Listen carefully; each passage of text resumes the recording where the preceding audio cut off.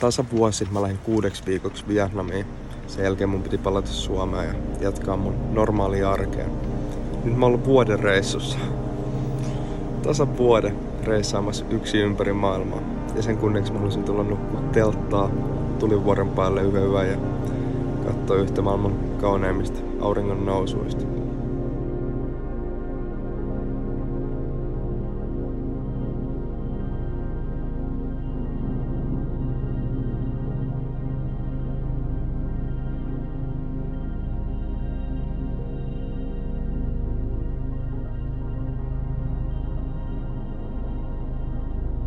Kiitos kaikille, jotka on seurannut mun reissuuta viimeisen vuoden ajan. Jos teillä on koskaan mahdollisuus, niin lähtekää reissaamaan. Ja vaikka ei olisi mahdollista, niin lähtekää silti. Jos kukaan lähde mukaan, niin lähtekää yksin. Ei mun mitään muuta. Kiitos, jos olette seurannut.